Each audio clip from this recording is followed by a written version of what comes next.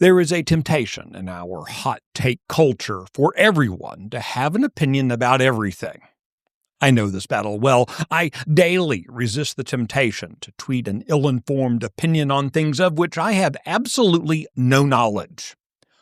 3 words, though, come quickly to mind when I feel the urge to opine on something happening in the news, and those are, just shut up. I'm Michael Quinn Sullivan with a reflection on life and liberty.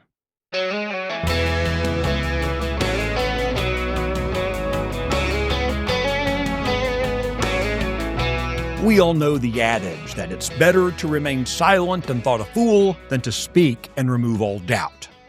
The general truthfulness of the sentiment is revealed in the fact that that saying is assigned to everyone from Abraham Lincoln and Mark Twain to Confucius and John Maynard Keynes. In the book of Proverbs, we find, quote, "Sin is not ended by multiplying words, but the prudent hold their tongues." Of course, silence isn't always golden. Ecclesiastes reminds us that there is, quote, "a time to keep silence and a time to speak." Wisdom is knowing when to shut up, when to speak, and when to act. To speak well and to take appropriate action, we must first be willing to shut up, to think, and to pray. Here's what I know from Scripture as readily from experience.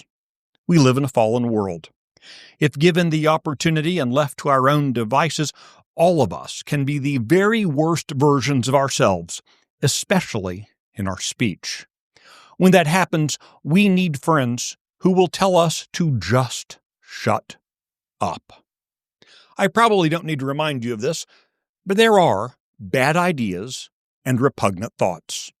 As Western civilization has declined into a cesspool of libertine thought, there are some on the right who have decided that our liberty gives us the right to be just as boorish as those on the left, especially if they can justify it serving some greater end. Yet, that is just as bad as those who retreat into perpetual silence. We have an obligation to be informed and engaged. Means are rarely justified by the ends. Processes and methods actually matter. We will succeed in pushing culture upward and forward to the extent that we can resist the urge to be intemperate in our thoughts and words as surely as in our deeds. We must think, speak, and act, but do so correctly. Whatever the woke counterparts on the right might suggest, it's not a weakness to exercise restraint. In the free market of goods and services, bad products don't get purchased. There is no moral imperative to cheer our friends on when they buy a bad car or promote a disgusting restaurant. The free market of ideas is no different. None of us has an obligation to tolerate a bad idea or promote a disgusting philosophy. As citizens in this self-governing republic, we can only be the leaders our founders envisioned us to be if we each exercise deliberative wisdom, holding our tongues while speaking life into culture.